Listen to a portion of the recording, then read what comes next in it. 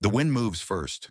It slides across cold water, curls through pine needles, and presses against a wooden hull that has never been this far west before. Salt clings to the air. The sea behind is endless, familiar, conquered.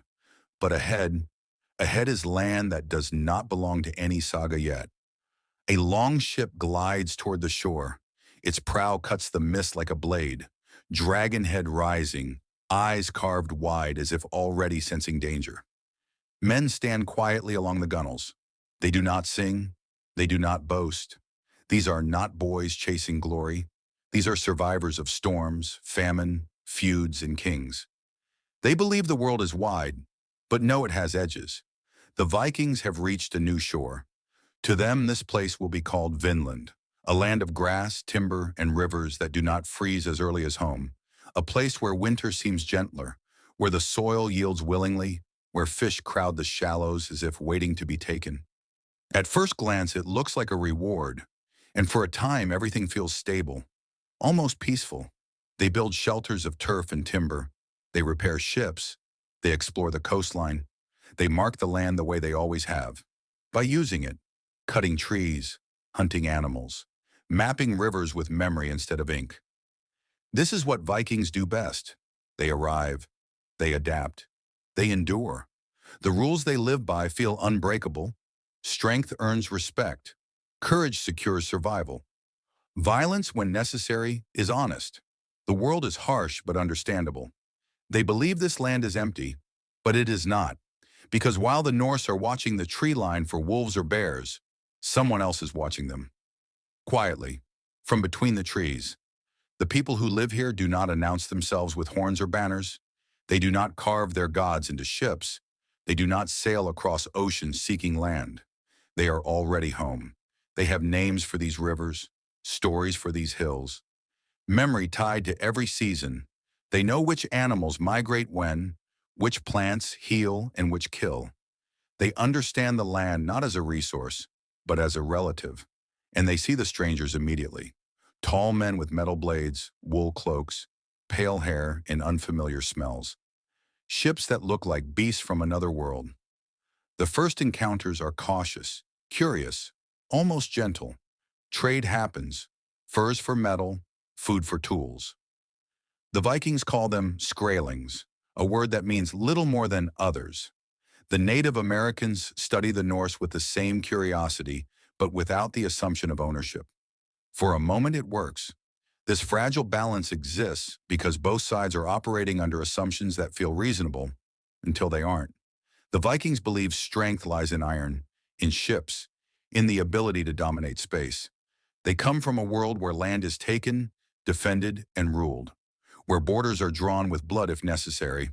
The Native Americans believe strength lies in knowledge, in patience, in relationships, with land, animals, and each other. Their power is not centralized. It is distributed, flexible, and deeply local. Neither worldview is wrong, but they are incompatible. The Vikings do not understand how watched they are. Every movement they make is noticed. Every tree cut is counted. Every animal killed is remembered. The Norse settle as if permanence is inevitable, as if survival alone grants ownership. They begin to expand. More timber, more hunting, more exploration inland, and slowly, almost imperceptibly, the land begins to resist. Small things first. Trade becomes unreliable. The locals stop appearing as often. Paths once open feel empty, silent, too silent. A hunting party disappears. No blood, no bodies, just footprints that lead into the forest and vanish. The Vikings assume animals, or cowardice, or magic. They do not assume strategy, because strategy to them looks like armies, shields, lines of men advancing together. But the people of this land do not fight that way. They do not need to. The forest itself becomes a weapon. Arrows appear without warning, launched from shadows and gone before iron can answer. Supply lines, never formal to begin with, collapse. A lone man gathering firewood never returns. A boat left unattended is damaged overnight, its hull slashed just enough to be useless. The Vikings respond the way they always have. They harden. They fortify. They arm themselves more heavily. They prepare for a battle that never arrives in the form they expect. And that is the hidden weakness of Viking power. It is loud, it is visible, it requires confrontation. The Native Americans do not seek glory in open combat. They seek survival. They understand that time is a weapon sharper than any axe. Winter approaches. The Vikings have survived winter before. Brutal winters. Deadly winters. But this winter is different. They are far from home. Supplies are thinner. Familiar rhythms are broken. The land that once seemed generous now feels indifferent. And the locals, who know exactly how to move, where to hunt, when to disappear, are nowhere to be seen.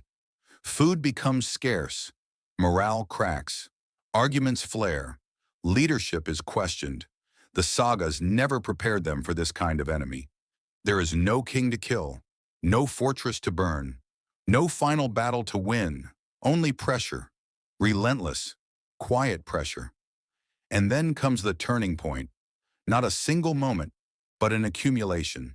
A failed raid inland meant to teach a lesson, a retaliatory ambush that leaves several Vikings dead. Fear spreads faster than any wound. The realization begins to sink in. This land cannot be taken the way others were. The Vikings are not losing because they are weaker. They are losing because they do not belong.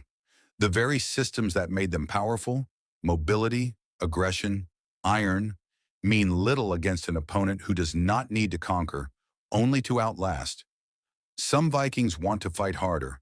Others want to leave. But leaving is not simple. Ships require repair. Crews are divided. Pride resists retreat. And yet, the truth is unavoidable. Vinland will not become another Norway. It will not bend. One by one, the settlements shrink. Some are abandoned. Understanding is temporary, that strength without belonging fades, and that some worlds cannot be conquered, only respected. The wind still moves across those shores. The forests still stand.